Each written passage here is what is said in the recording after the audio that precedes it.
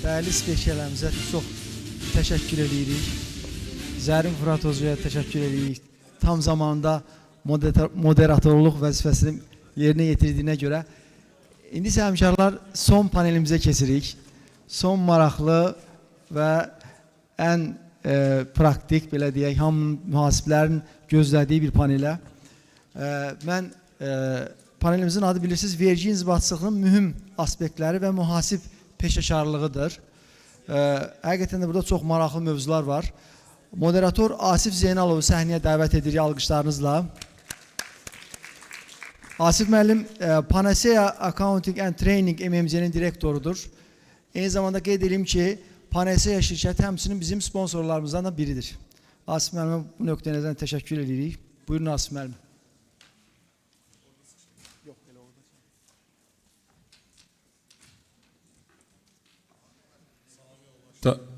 Salam yoldaşlar, hamınız sağ olun ki bu saadacan gəlib gözləmisiniz. Düzdür, bizdə atalardan belə bir söz var, deyir, elm Çində də olsa dalıcan getmək lazımdır. Mən o dəyişərdim, deyərdim, elm saat 7-yə işləmiş 10 dəqiqədə olsa onu gözləyib qulaq asmaq lazımdır. Ona görə minnətdaram ki, həqiqətən dəyərli vaxtını ayırıb, zamanını ayırıb, indiki dövrdə indi yoldaşların da bayaqdan çıxış elədiyi mövzulardan biri əsas süni intellektin inkişaf eləməsi, zamana qənaət. Yəni zaman bizim üçün ən önəmli faktordur. Burada zamanınızı ayırıb gəldiyiniz üçün minnətdaram sizə. Və düşünürəm ki, bugünkü vergi bölməsində olan spikerlərimizdə hətta adlandırardım ki, canlı 195'dir. Buna görə də düşünürəm ki, siz maraqlı suallarınızı indi slaytda nömrədə qoymuşam. WhatsApp nömrəsini orada yaza bilərsiniz və mən bütün suallarınızı yönləndirəcəm həmin spikerlərə. İlk spikerimiz Aqil Səfərov, İATM Training MMC-nin direktoru və Sumqayıt Dövlət Universitetinin müəllimi. Aqil müəllim bugünkü çıxışı tikinti müqavilələri üzrə gəlirlərin MHB-yə əsasən tanınması, uçotunun aparılması haqqında olacaqdır. Düşünürəm ki, maraqlı bir mövzu olacaq. Mən də həmçinin həmin mövzuda vergi hissəsi ilə bağlı olan hissəyə bir qısa da olsa bir toxunacağıq. Daha sonraki spikerimiz Rəşad Əhmədov, Dövlət Vergi Xidmətinin Tədris Mərkəzinin Vergi Qanunvericiliyinin Tədris Şöbəsinin rəisi. Rəşad müəllim də bu günləri bizə peşəkar mühasib sertifikatının prosesinin təşkilində vergi orqanlarının mühüm rolu haqqında çıxış eləyəcək. Növbəti spikerimiz isə İsmail Bağırov, Naxçıvan Muxtar Respublikası Dövlət Vergi Xidmətinin Səyyar Vergi Yoxlamaları Şöbəsinin əməkdaşı, eyni zamanda da Naxçıvan Dövlət Universitetinin müəllimi.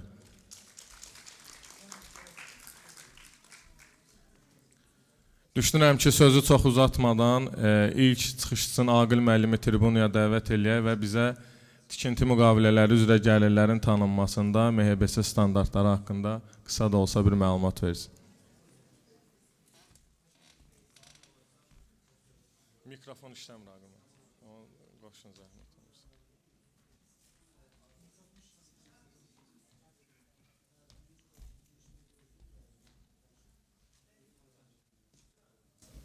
Xoş gördük yoldaşlar.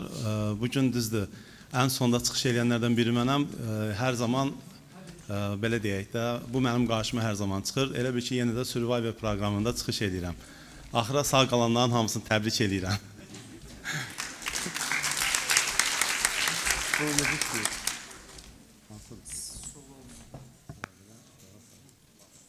Demək yoldaşlar, mən birinci bura çıxış etməyə hazırlaşanda uzun-uzadı çıxış etmək istəyirdim. Yarım saat, 40 dəqiqə. Zaten indi fikirləşirəm ki, daha qısa çıxış etmək lazımdır. Çünki geridə qalanlar məndən nifrət etməsinlər. Biz yekunlaşaq və tez gedək. Demək yoldaşlar.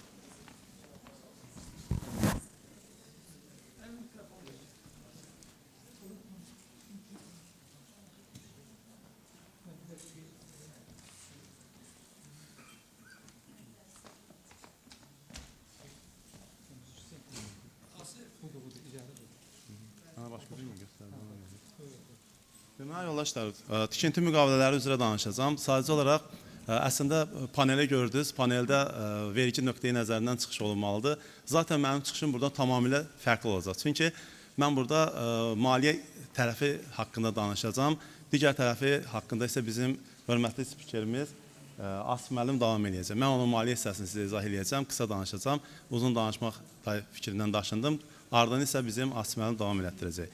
Ümumiyyətlə, tikinti müqavilələri üzrə gəlir standartları hazırda IFRS-in 15-ci standartında öz əksini tapıb. Əvvəlcə tikinti müqavilələri 11-ci standartda öz əksini tapırdı və 2018-ci ildə IFRS İAS-ın dəyişilməsi nəticəsində, həmin bu standartın ləğv olunması nəticəsində 15-ci standart yaradıldı, formalaşdırıldı və bu həmin 15-ci standartda 11-ci tikinti müqavilələri standartı və bir də 18-ci standart birləşdirildi və yeni bir standart formasına qarşımıza çıxdı.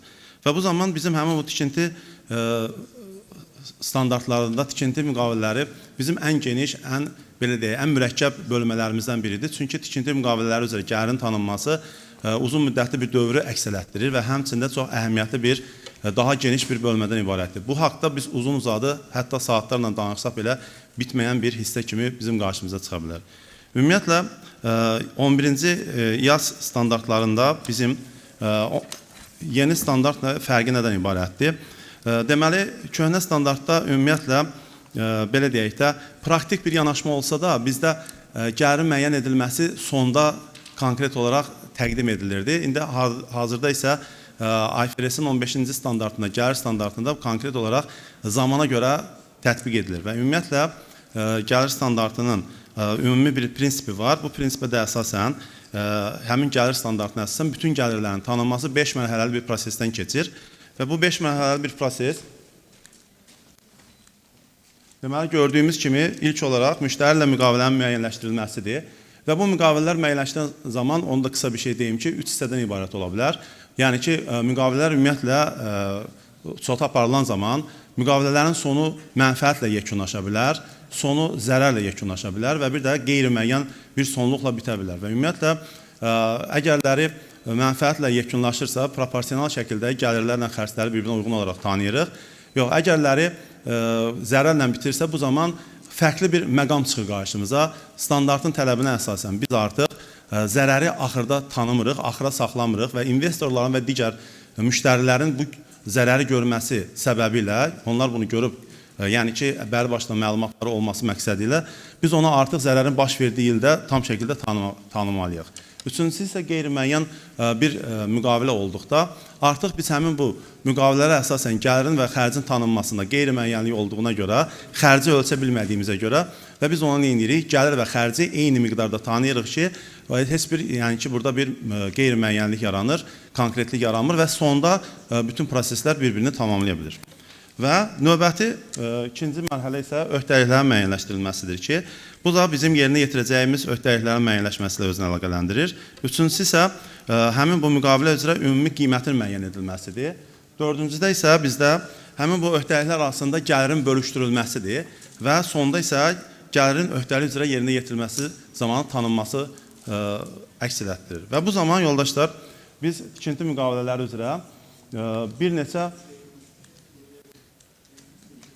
metod tanıya bilirik. Yəni ki, bunlar qarşımızda gördüyümüz output və input metodlarıdır. Gördüyümüz kimi input metodu xərclərə əsasən gəlirlərin tanınmasıdır və output metodu isə fiziki tamamlanma. Yəni ki, burada artıq nəticələrə əsasən gəlirin tanınmasıdır. Birinci metodda biz nə edirik? Əsasən müəssisədə xərclərə, yəni daxildən baş verilmiş xərclərimizə gəliri müəyyənləşdiririk. İkincidə isə biz nə edirik?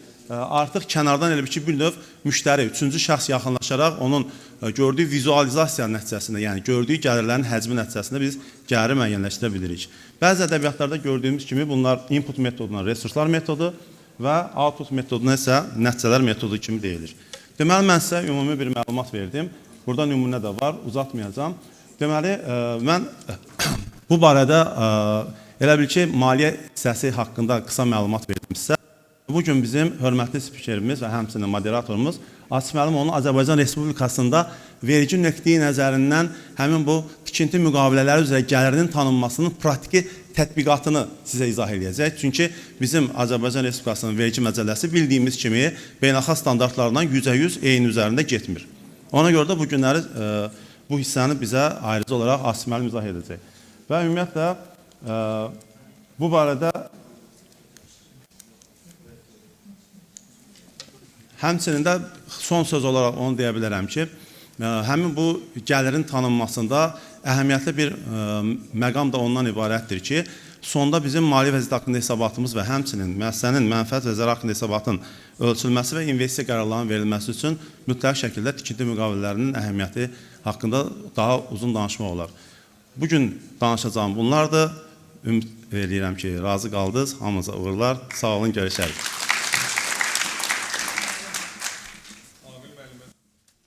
Aqil müəllimə minnətdarlıq edirəm. Əlavə olaraq da sözü özümə verirəm.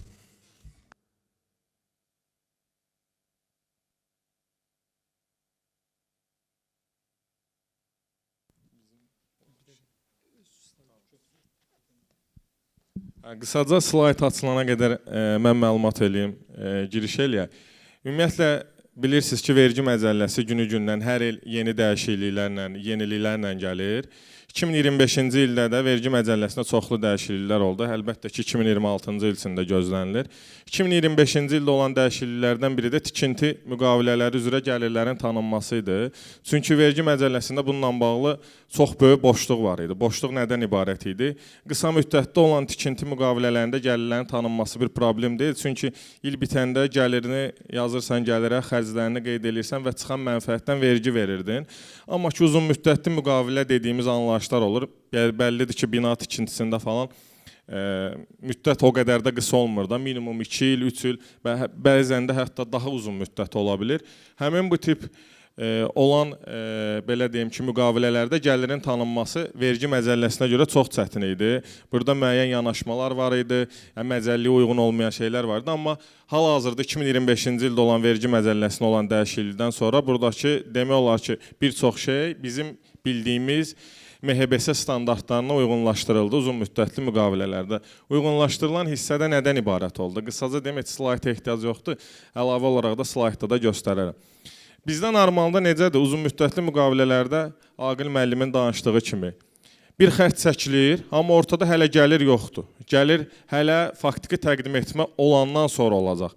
Əvvəl necə idi? Vergi məcəlləsinə görə xərc çəkilirdi, amma təqdim etmə yoxdur. Hələ bir gəlir yox idi deyə biz mənfəət vergi bəyannaməsini verdiyimiz zaman hər hansısa bir mənfəət formalaşmırdı və bu mənfəətin formalaşmaması səbəbindən hər hansısa bir vergi öhdəliyimiz formalaşmırdı.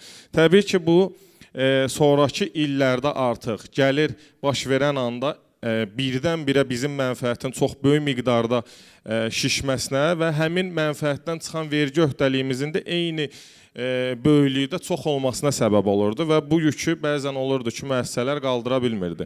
Amma vergi məcəlləsində olan son dəyişiklikdən sonra isə burada necə bir dəyişiklik oldu? Biz artıq nə edirik? Məsəl üçün deyək ki, hər hansısa bir bina tikintisi ilə əlaqədar müəssisə layihə götürüb. Bu layihənin müddəti 3 il civarında olacaqdır. Totalda bizim vergi məcəlləsi 130.6-cı maddədə, bu hansı çevirirdi?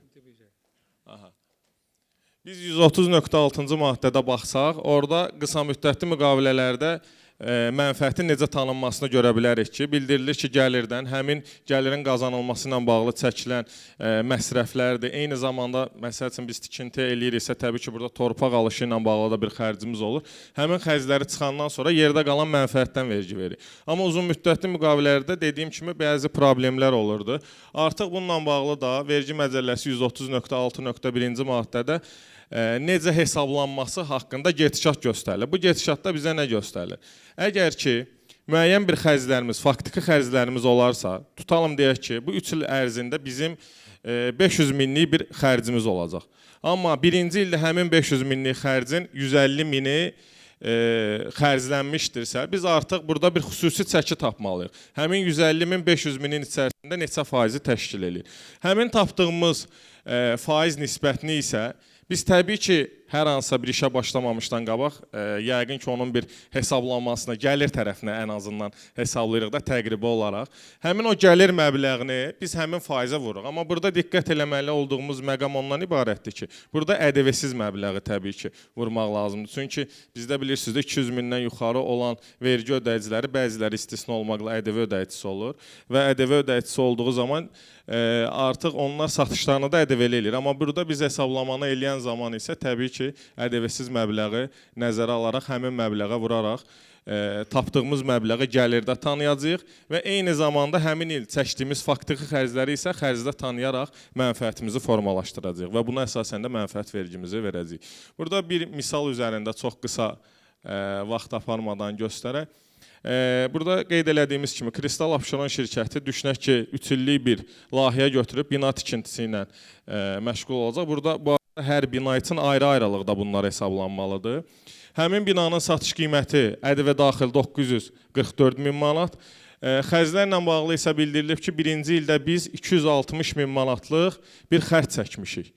Əlavə olaraq da bundan sonraki 2 illik prosesdə də 390 minlik xərcin formalaşması düşünülür. Və bu halda bizdən sorğu olunur ki, 2024-cü il vergi məcəlləsinə görə mənfəətimiz və mənfəət vergimiz nə qədərdir, eyni zamanda da gəlirimiz və 2025-ci il vergi məcəlləsinə görə mənfəətimiz və mənfəət vergimiz nə qədərdir, eyni zamanda da gəlirimiz.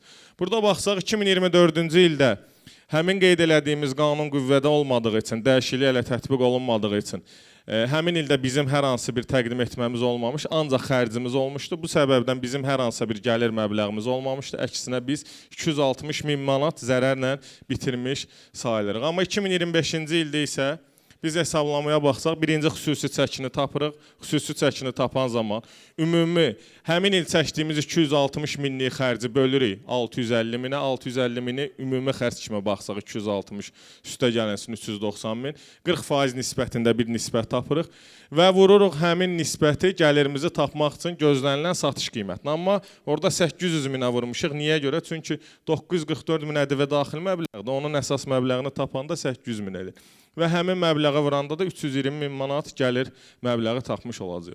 Və həmin o 320 min manatdan da faktiki il ərzində çəkdiyimiz 260 min xərc məbləğini çıxandan sonra yerdə bizim 60 min manatlıq bir mənfəətimiz qalır. Və həmin mənfəətə görə də biz 20%-lə 12 min manat, yəni mənfəət vergisi hesablamış olacaq. Qısaca bunu misal üzərində göstərməyimizin səbəbi odur ki, əslində burada bölsək daha şaxəli, daha geniş izah verə bilərik. Amma düşünürəm ki, Rəşad müəllimlə İsmail müəllimin çıxışları daha maraqlı olacaq. Onlara daha çox suallar ünvanlayacaq, içi mən qarışıq. Ona görə də məsələni çox uzatmaq istəmirəm. Yenə də suallarınız olarsa, slaytın sonunda WhatsApp nömrəmi də yazmışam. Yəqin ki, müəllimlər bitirəndən sonra çıxışını yenidən bu slaytı gətirəcək ekrana. Suallarınızı verə bilərsiniz. Mən də hörmətli spikerlərimizə yönləndirəcəm. Qulaq asdığınız üçün təşəkkürlər.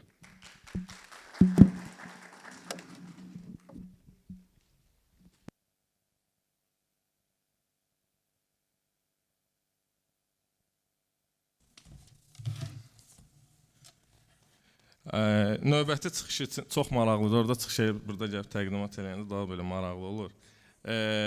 Rəşad Əhmədov. Rəşad müəllim tribunaya dəvət edirik.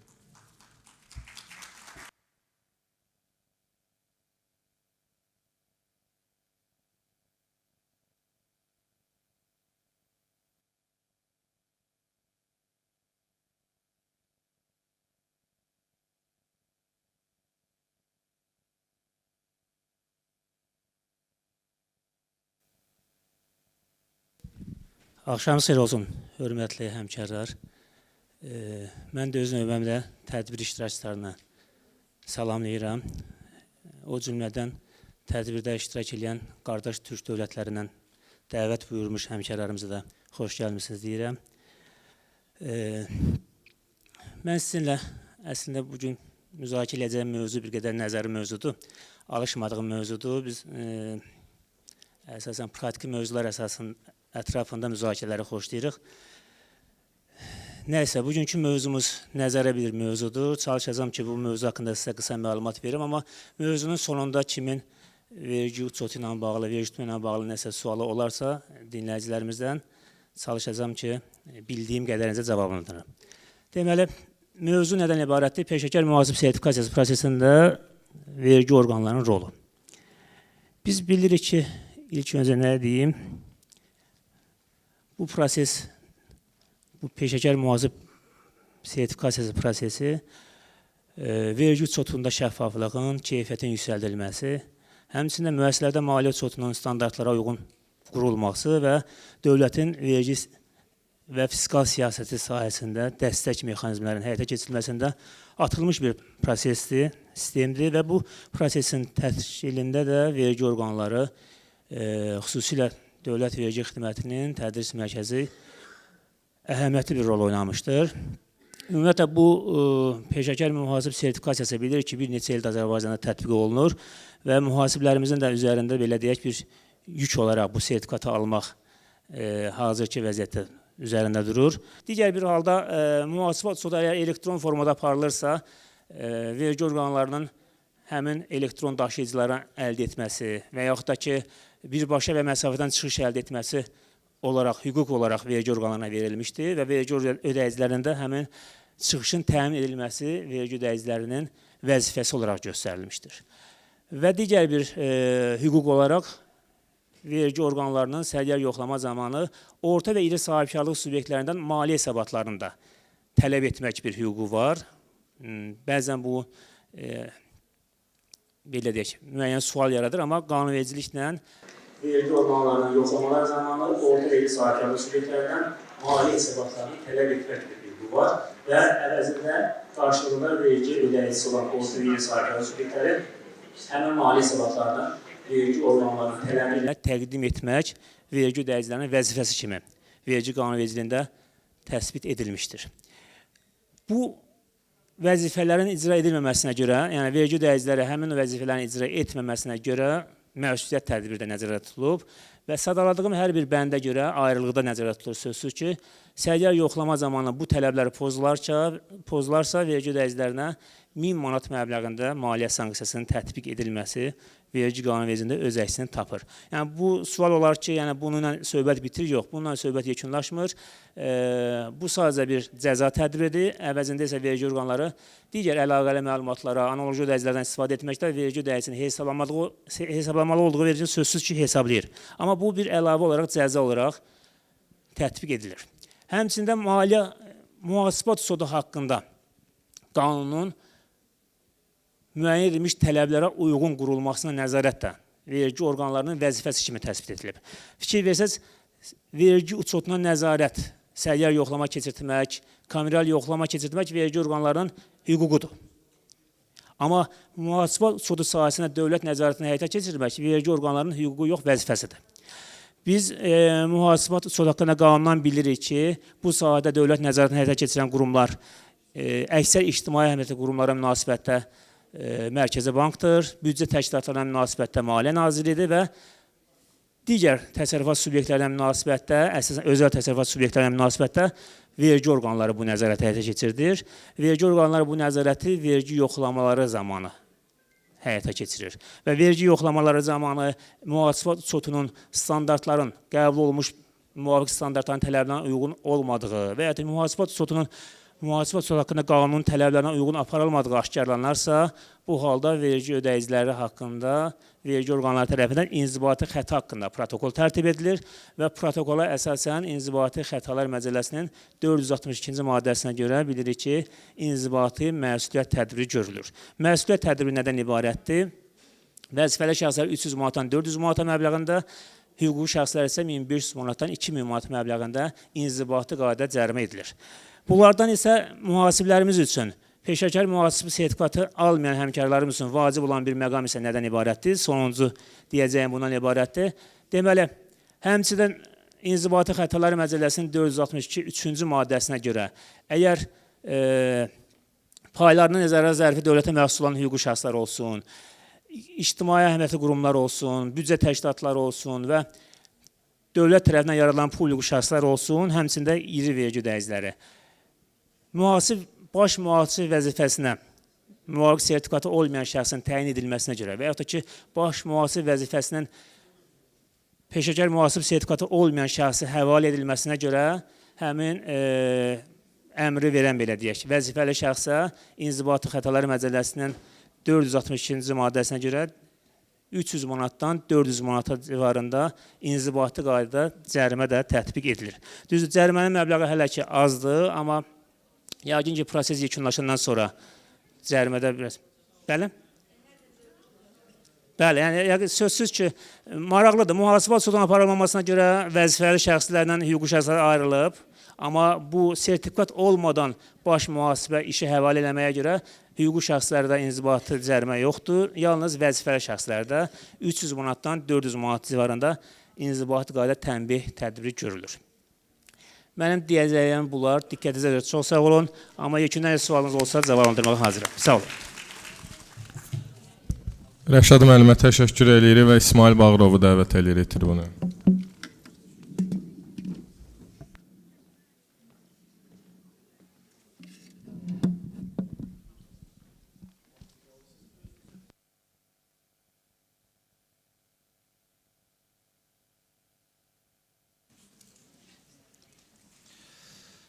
Mən də öz növbəmdə hər kəsi salamlayıram.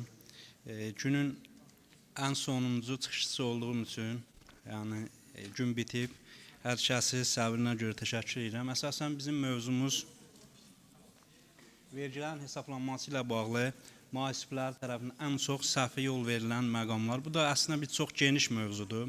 Hər kəsi maraqlandıran mövzudur, amma bilirəm ki, vaxtımız qısadır, çalışacağım qısa vaxtda qısaca məlumat verəm. Yoxsa saatından burada mühasiblər vardı, bilirlər ki, mühasiblərlə ən çox çətinlik çəkdiyi məqamlar. Yəni bu mövzu çox geniş mövzudur, amma mən qısa şəkildə izah verməyə çalışacağım. Onu qeyd edim ki, məsələn burada ilk baxışda belə çıxa bilər ki, yəni çətin məqamlardır ki,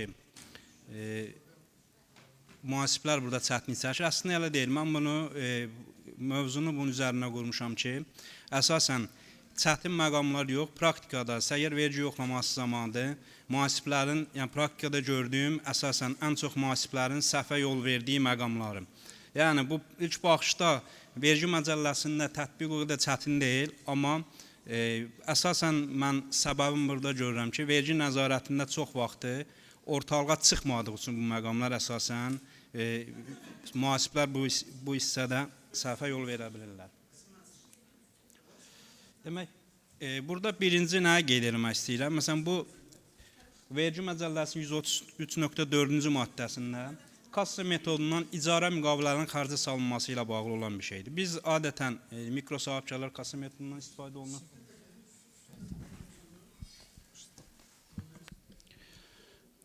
Demək, vergi məcəlləsinin 133.4-cü maddəsinə əsasən adətən mikro sahibkarlar kassa metodundan istifadə edir. Amma kassa metodundan biz kassa metodunu belə bilirik ki, kassa metodunda vəsait vergi ödəyicisinin bank hesabına daxil olduqda və ya da kassasına daxil olduqda bu vergi ödəyicisinin gəliri, vergi ödəyicisindən pul çıxdıqda isə, yəni digər vergi ödəyicinə pulu ödədikdə isə bu isə onun xərci salır. Biz kassa metodunda belə bilirik. Amma bu icarə gəlirləri ilə bağlı və borc öhdəlikləri ilə bağlı bu kassa metodunun ümumi qanuna uyğunluğuna biraz ziddi təşkil edir, zidd olaraq təşkil edir. Yəni bu hesablama metoduna daha çox uyğun gəlir. Burada nədir əsas məqam? Buna diqqət olunmalı olan məqam nədir? Məsələn, deyək ki, biz kassa metodunda bir misal üzərində bunu mən sizə izah edeyim. Məsələn, kassa metoduna belə deyək ki, bir ofisi icarə götürmüşük. Ofisin 8 aylıq icarə götürmüşük. 8 aylıq icarə məbləği məsəl üçün 20.000 manat pul ödənəcəkdir. Bu 2024-cü ilin noyabrına götürmüşük və bu 8 aylıq icarə məbləğinin hamısını noyabr ayında, 2024-cü noyabr ayında vergi ödəyicinə ödəniş olur. Biz və bu ödənişi belə qəbul edirik ki, kassa metodunda necədir? 2024-cü ilin noyabr ayında ödəniş olubsa 20.000 manat, 20.000 manatın hamısı vergi ödəyicinin xərcinə salınmalı. Yəni belə görür ki, 20.000 manat ödəniş çıxıbdır. Amma bu icarə gəliləndə belə deyil. Məsələn, aylıq misal üçün belə deyək ki, 2000 manatdırsa icarə haqqı gəlir. Məsələn, noyabr, dekabr ayı 2024-cü ilə düşən hissə 4000 manatdır burada xərc. Amma qalan 16000 manat 2025-ci ilə düşən hissədir. Bu halda mühasiblər demək xərc kimi ancaq 2024-cü ilə düşən hissəni xərc kimi nəzərə ala bilər. Yəni 4000 manat 2 ay, noyabr, dekabr ayında olan hissənin aylıq icarə gəliri 2000-dirsə. Qalan 16000 manat olan hissə xərci isə ancaq 2025-ci ildə xərclər nəzərə ala bilər. Biz ilk baxışda bunu baxdıqda bunu qeyd edeyim ki, məsələn bu hesablama metodunda belədir ki, hesablama metodunun qanuna uyğunluğuna gəlir. Amma kassa metodunda dediyim kimi bütün xərcdə biz xərci çəkiriksə, pulu ödəyiriksə, bu bizim xərcimiz sayılır, gəlir əldə etdikdə isə həmin dövrə düşən bizim gəlirimiz. Amma kassa metodu bundan, daha doğrusu icarə gəlirləri ilə borc öhdəlikləri bundan sadəcə fərqlidir. Bu dediyim misal üzərində gördüyümüz kimi pulun 20 min hamısı tam dəyəri 2024-cü ildə ödənsə belə biz xərcə 2024-cü ilə aid olan 4000 manat olan hissəni sayırıq, digər qalan hissəsi isə 2025-ci ilə aid olan hissədir. Sonra bir də bunu demək istəyirəm ki, ən çox mühasiblərin səhvə yolu verdiyi məqamlardan biri də budur ki, məsələn 166-cı maddəni biz belə bilir ki, vergi məcəlləsinin 166-cı maddəsi adətən mühasiblər belə qəbul edir ki, vəsait daxil olduqda biz vergini ödəməliyik. Vəsait daxil olursa vergini ödəməliyik. Vəsait daxil olmuşsa vergi ödəməyəcək. Amma 166-cı maddə bir çox məqamları burada aydınlıq gətirir. Burada şərt əsasən vəsaitin daxil olmasından getmir. Amma biz əsas onun üzərində qurmuşuq ki, vəsait daxil oldu, ƏDV ödəndisə, bunu biz dövrəyə salıb vergisini ödəyəcəyik. Yox, vəsait daxil olmuşsa bizim bank hesabımıza və yaxud da ƏDV-nin depozit hesabına ƏDV daxil olmuşsa biz vergini ödəməyəcəyik. Məsələn, burada gördüyünüz kimi Vergi Məcəlləsinin 166 1.2-ci maddəsi qarşılıqlı hesablaşmalar aparılan zaman ƏDV tutan əməliyyatın vaxtı. Yəni burada nədir? Qarşılıqlı hesablaşmaların aparılması odur ki, məsələn bir A vergi ödəyicisi deyir ki, 100 min manatlıq mal təqdim edib B vergi ödəyicinə, B vergi ödəyicisi də deyir ki, 120 min manatlıq və yaxud da 130 min manatlıq malı A vergi ödəyicinə təqdim edib. Artıq burada nə formalaşır? Bu ikisi qarşılıqlı surətdə bunu əvəzləşdirsə, deyir ki, A vergi ödəyicisi malı təqdim edib 100 min manat, B vergi ödəyicisi 100 min manatına pul ödəməlidir. B vergi ödəyicisi də A vergi ödəyicinə deyir ki, 100 min manatlıq, 120 min manatlıq vəsait ödəməli. Qarşılıqlı razılaşır, mən sənə pulu ödəmirəm, sən də mənə pulu ödəyəməyəsən. Biz deyək ki, arada qalan 30 min ödəyəcəm, 100 min manatı əvəzləşdirdik. Bu halda nə olur? Vergi ödəyicisinin bankına heç bir vəsait daxil olmur, amma bu artıq nə olmalıdır? Verginin ödənməsi vaxtı formalaşmalıdır. Və qarşılıqlı surətdə əvəzləşmə olduğu üçün, məsələn, bizdə dediyim kimi, bu o qədər də diqqətdən kənarda qalır. Məsələn, ƏDV-nin ödənməsi, burada ancaq ƏDV ilə bunu kontrol etmək olar, depozit hesabına vaxt gəldi, ödənməzsə də bu hissə qalır. Bunlar bu mən dediklərim adətən bizdə səyir vergi yoxlamasında qarşımıza çıxan, praktikada əsas qarşımıza çıxan problemlər biridir. Bir çox vergi ödəyicisi də deyir ki, məsələn, mühasiblər deyir ki, vəsait daxil olmayıb ki, mən bunun vergisini ödəyim. Amma burada əsasən 166-nın 1.2-ci maddə deyir ki, qarşılıqlı surətdə əvəzləşmə oldusa artıq nə olmalıdır? Vergi ödənməlidir. Yəni vəsaitin banka daxil olmasına və yaxud da kassaya daxil olmasına gərək yoxdur. Bu birinci hal. İkinci hal nədir? Əvəzsiz təqdim etmə zamanı ƏDV tutan əməliyyatın vaxtı. Yəni burada da yenə banka heç bir vəsait daxil olmur. Vergi ödəyicisi öz işçisinə və yaxud da hər hansı bir müəssisəyə hər hansı bir malı təqdim edir, əvəzsiz, yəni hədiyyə eləyir belə deyək ki, vəsait almır. Bu halda nə vaxt təqdim edibsə, deyək ki, 2024-cü il mart ayında təqdim edib, əvəzsiz veribsə, mart ayında artıq vergi tutan əməliyyatın vaxtı sayılır və mart ayında vergini ödəməli. Yəni gördüyünüz kimi burada da nədir?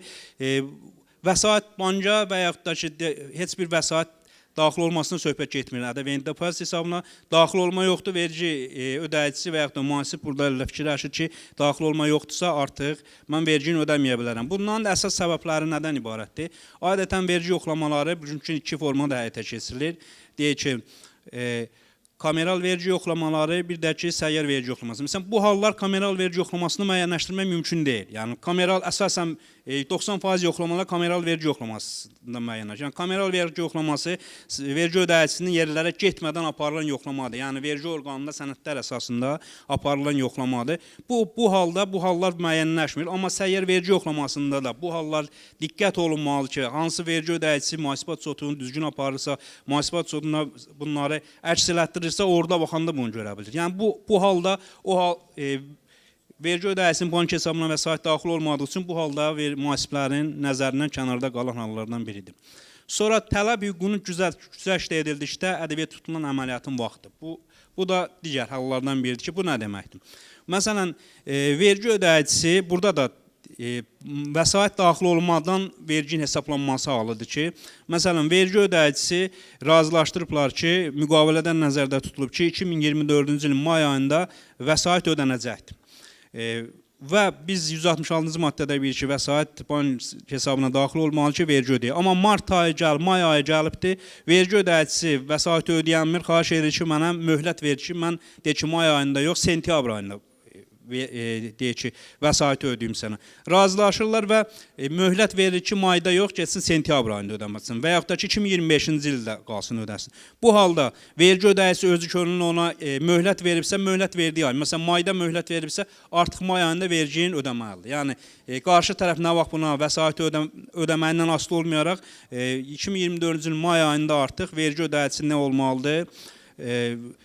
Dövlət büdcəsinə əlavə dəyər vergisini hesablayıb ödəməlidir. Bu halda burada praktiki misalla vermişəm, amma vaxtımız az olduğu üçün çox misalların üzərində durmuram, praktiki qısa misallarla izah deyirəm. Üçüncü, malların itdikdə, əski gəldikdə, xarab olduqda və ya qeyri-kommersiya əməkdaşlığına verildikdə ədəbiyyat tutulan əməliyyatın vaxtı. Burada da söhbət yenə vəsait daxil olmasından getmir. Məsələn, vergi ödəyicisi hər hansı bir malı alır, əvəzləşdirir, amma deyir ki, biz belə fikirləşirik bir çoxu vəsait daxil olmayıbsa, debitorda göstərəcəm ki, məsələn, malı aldı, əvəzləşdirir, debitorda göstərilir gedir. Amma bu sonda harda gəlir, çıxır, məsələn, bir neçə əli bu cür sürüşdürə, deyir ki, gedir ki, məsələn, bu mal, məsəl üçün, qeyri-kommersiya məqsədlər üçün istifadə edib vergi ödəyicisi. Nə deməkdir?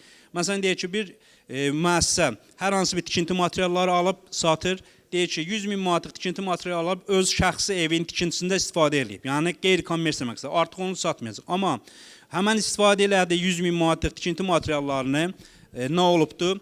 Əvəzləşdiribdir. Yəni, pulunu ödəyib və gətirib əvəzləşdirmə aparıb büdcədən pulu geri alıbdır. Amma həmən məhsul satılmadığı halda mütləq ki, o geri qayıtmalıdır. Bu halda deyir ki, özü qeyri-kommersiya məqsədlər üçün istifadə edib. Bu da görünmür. İlk baxışda bunu kameral yoxlamada görünmür ki, bu özündə istifadə edib. Debitor borc kimi, kreditor debitor kimi ƏDV-nin əlavəsində bunu göstərir. Debitorlar da bunu saxlayır və gedir. Bu da sonunda səyyar vergi yoxlaması. Yığışır üst-üstə onu görürsünüz. Məsələn, bəzi səyyar vergi yoxlamasını gerirsən, çıxırsan, böyük bir məbləğ çıxır ortalığa. Bu da ki, sahibkarın yəni, böyük maliyyə etkisinə gətirib çıxardır ki, bu da öz növbəsində yəni bu deyir ki, hissə vaxtında ödənsəydi o qədər böyük problemlər yaratmazdı. Amma yığışıb üstə bir neçə il bu proses təkrarlanır. Məsələn, mən bir hal dedim ki, məsələn, dedi ki, qeyri-kommersiya məqsədlər üçün istifadə olunur. Və yaxud da ki, ikinci hal ola bilər ki, mallar itir, əski gəlir. Məsələn, deyir ki, malı alır, əvəzləşdirir, deyir ki, müəyyən hissəsi satılır və yaxud da müəyyən hissəsi itibdir, əski gəlibdir.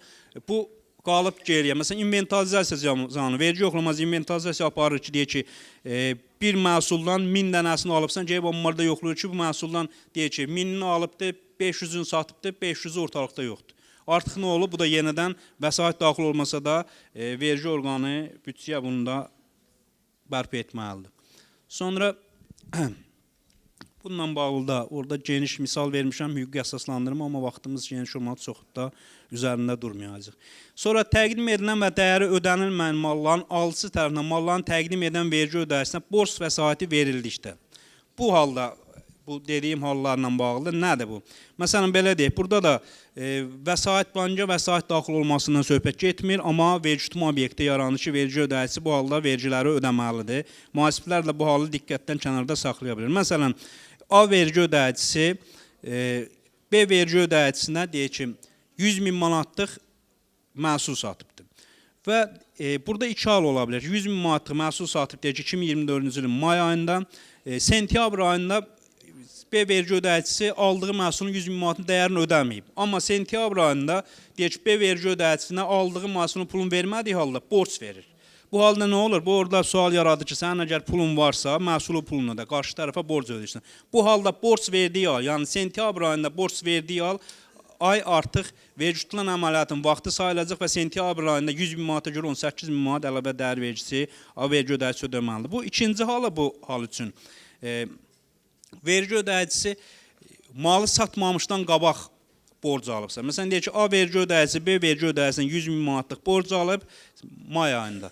İyun ayında həmin vergi ödəyicisi mal təqdim edir. Artıq təqdim etdiyi halda vergi fakturası yazıldığı ay, yəni iyun ayında vergi tutan əməliyyatın vaxtı sayılacaq. İyun ayında borc aldığı vergi ödəsi təqdim etdiyi 100 min manat malın dəyərinin görə 18 min manat ƏDV-ni dövlət büdcəsinə ödəməlidir. İlk baxışda gördüyünüz bu məqamlar o qədər də çətin məqamlar deyil. 166-cı maddədə sadəcə biz o qədər də diqqət etmədiyimiz məqamlar ki, çünki niyə diqqət etmirik? Biz düşünürük ki, 166-cı maddə deyir ki, vəsait sən hesaba daxil olacaq. Kassa və yaxud da ki, nağd şəkildə olduqda kassaya, nağdsız şəkildə olduqda isə bank hesaba daxil olur. Bu halda heç bir daxil olma yoxdur və vergi də bunun kameral vergi yoxlaması ilə müəyyənləşdirə bilmir. Çünki vergi orqanı adətən kameral vergi yoxlamasına vergi ödəsin.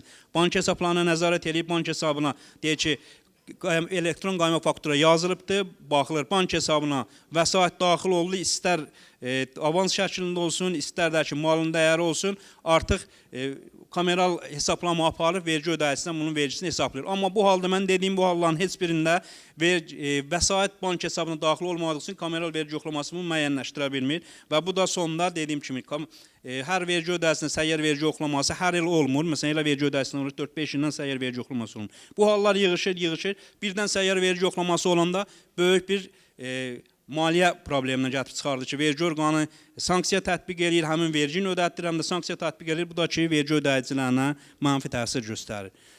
Azərbaycan Respublikasının rezidentinə mühasibat xidməti və ya hər hansı hüquqi xidmət göstərilir. Burada baxırıq deyirik ki, bu xaricdə göstərilən xidmətdir, buna görə biz vergi ödəməməliyik. Amma burada da xidməti göstərən xaricdədir, amma xidməti alan Azərbaycan Respublikasının rezidenti olduğu üçün nə olur? Artıq Azərbaycan xidməti alan Azərbaycan Respublikasında olduğu üçün burada vergi tutma obyekti yaranır və 169-cu maddəyə uyğun olaraq Azərbaycan Respublikasında buna uyğun vergi ödənməlidir. Gördüyünüz kimi, burada əks istiqamət yaranır. Birincidə biz bilirik ki, vergi ödəməyəcək, əksinə bu xidmət əks olduğu üçün xidmətlərin ixracı olsun. Birinci halda biz vergi ödəməliyik, ödəmədiyimizi bildiyimiz halda, amma burada əks olsa ödəyik. İkinci halda biz elə fikirləşirik ki, biz ödəyəcəyik, amma biz bu halda xaricdə olmuş sayılır, ikinci halda biz ödəmirik. Yəni ona görə bu məsələlər biraz diqqət cəlb olunmalıdır. Əslində bir geniş məsələdir. Mən bununla bağlı bir neçə praktiki misal da vermişdim. Amma düzdür, burada biraz bizim xüsusi çəkin əlavə dəyər vergisi ilə bağlı xüsusi çəkin hesablanması və mənfəət vergisi ilə bağlı xüsusi çəkin hesablanması, yəni mənfəətlər azad olduqda, azad olma ilə yanaşı qeyri-kommersiya istifadə olunan hallarda xərcin hansı formada salınması, gəlirdən çıxılması məsələlər var. Daha belə deyək ki, vacib məqamlardan idi. Mən nasıl almışdım ki, vaxtımız olsa daha geniş bunları izləyirəm, amma belə deyək ki, vaxtımız məhdud olduğu üçün bəli.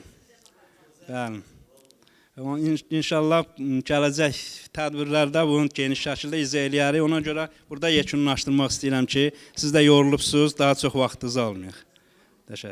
Təşəkkür edim.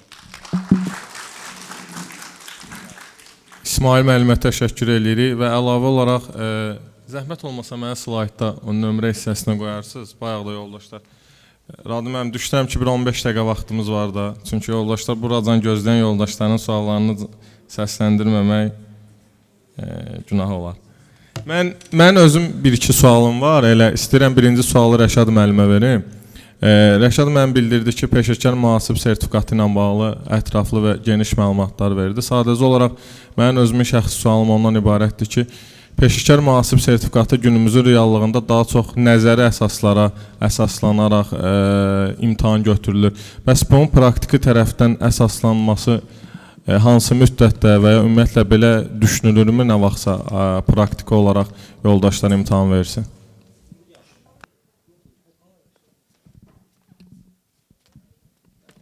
Mənim sualınıza görə bizim təşkil etdiyimiz imtahan prosesində tam da nəzəri deyil deyək. Yəni bu imtahanda iştirak edən həmkarları bilirlər ki, orada 10 ballıq məsələlərin həllində praktiki məqamlar da var.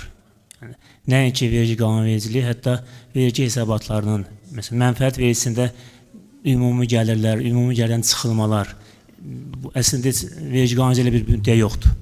Amma mənfəət vergisində ümumi gəlirlərdən nələr çıxılır, xərclər necə baş verir, dəqiqləşdirilən əməliyyatlar olsun. Artıq bir neçə ildir ki, əlavə dəyər vergisi ilə bağlı dəqiqləşdirilən əməliyyatlar var idi, 163-cü maddə.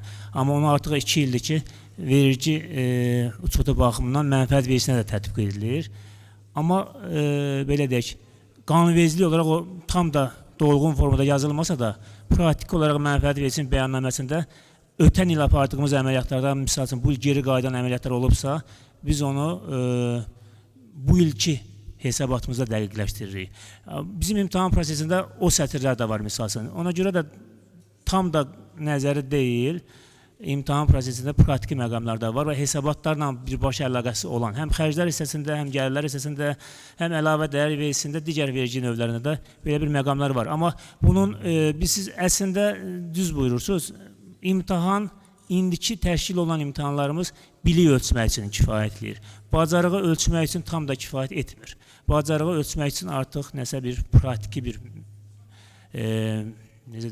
müsahibələr olmalıdır, ya bir müzakirələr olmalıdır ki, bacarığın nəticəsi bilinsin. Amma ona görə də bizim indiki mövcud imkanlar ona imkan vermir və imtahan prosesində biz çalışırıq ki, maksimum yaxın olaq heç olmayan praktikaya. Biz imtahanı təşkil edəndə mən özümü qoyuram mühasiblərin yerinə, deyirəm ki, mühasib imtahanda gedir orada beynəlxalq vergi ilə bağlı məqamlar var.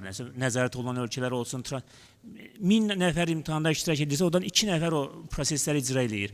Ona görə o tipli sualları mən ekspert qrupunun rəhbəri olaraq 2-ci mərhələdə çalışıram, çıxardım. Yəni imtahanda çalışırıq ki, maksimum mühasiblərimizə yaxın olan, imtahanda gündəlik iş həyatlarında istifadə etdikləri bir məqamlar olsun.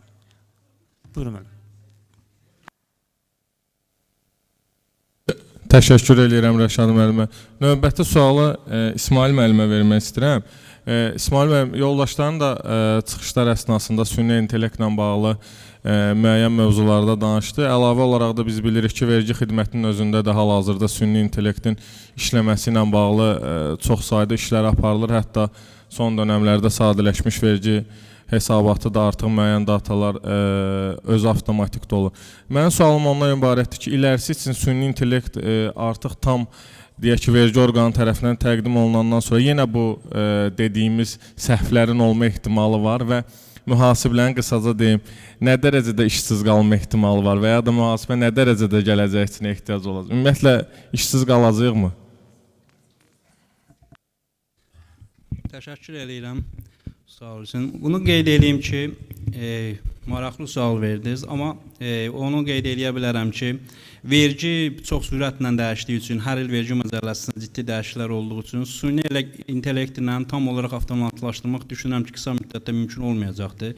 Bunun əsaslarından biri onu deyə bilərəm ki, məsələn, bir çox vergi orqanında əslində Azərbaycan Respublikasında ən çox elektronlaşan, ən əvvəldən 2010-cu ildən bu əvvələ gedir elektronlaşması və hər il keçdikcə də bu daha sürətlə elektronlaşma gedir. Amma onu deyə bilərəm ki, biz səhiyyə vergi yoxlamasında bir çox vaxtı gördüyüm o ki, nə qədər elektronlaşma getsə də bizdə mühasiblər, vergi ödəyicilər, məsələn, vergi məcəlləsində olunan dəyişikliklər əsas vergidən yayınmanın qarşısını almaq üçün bir çox dəyişikliklər olunur. Amma bizim mühasiblər və yaxud da ki, konsalting şirkətlərdə vergidən yayınmanın yollarını həmişə tapa bilirlər ki, vergidən necə yayınmaq lazımdır. Və bu, hər halda mən bu səhiyyə vergi yoxlamasında yeni metodları görürəm ki, yeni metodlar müəyyənləşir və bunun üçün də hər hansı bir süni intellekt müəyyənləşsə də onun qarşısı da əks bir şey müəyyənləşir və süni intellektdə də onun yenidən həmən halları tanıtmalısan ki, bu müəyyənləşə bilsin. Düşünürəm ki, qısa müddətdə tam olaraq mümkün olmayacaq.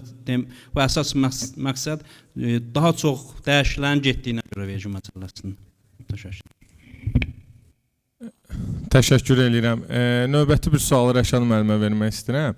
Əslində İsmail müəllim bunun haqqında danışdı, amma sualı Rəşad müəllimə verəcəm ki, o düşünürəm ki, daha geniş izah verəcək. Mühasiblərin səhvindən danışdı, mühasiblərin elədiyi səhvlərdən danışdı. Düşünürəm ki, bəzən mühasiblər məcəlləni bilmədiyindən yox, sahibkarın istədiyindən müəyyən səhvlərə göz yumurlar və yaxud da ki, o səhvi icra eləmək məcburiyyətində qalırlar. Çünki bizim mühasiblər həqiqətən çox güclü mühasiblərdir. Çünki demək olar ki, bizdə mühasibə olmaq üçün bilməli olduğumuz bir çox məcəllə var, vergi məcəlləsindən əlavə. Sualım ondan ibarət olacaqdır ki, biz xarici bazarlara və ya xarici ölkələrə baxsaq, orada sahibkara vergi güzəştləri, ümumiyyətlə iri vergi ödəyicilərinin, dövlətə çox vergi ödəyən şirkətlərin, belə deyim ki, müəyyən imtiyazları olur. Amma Azərbaycan Respublikasında bu imtiyazları biz görmürük. Ümumiyyətlə, bununla bağlı məcəllədə nəsə nəsə nəzərdə tutulurmu? Ümumiyyətlə hər il baxsaq vergi məcəlləsi dəyişdikcə vergi yükü artırılır ki, nəinki bəzi sahələr istisna olmaqla azaldılır. Bu da təbii ki, sahibkarı sıxır və müəyyən maxinasiya dediyimiz məcburi şeylərə əl atmağa məcbur edir və bunu da dolayı yolundan biz mühasiblərin əli ilə eləyir. Mənim sualım Rəşad müəllimə ondan ibarətdir ki, qısaca olaraq ki, bununla bağlı vergi orqanının yanaşması nədir? Ümumiyyətlə ileriyə doğru nəsə düşünürmü?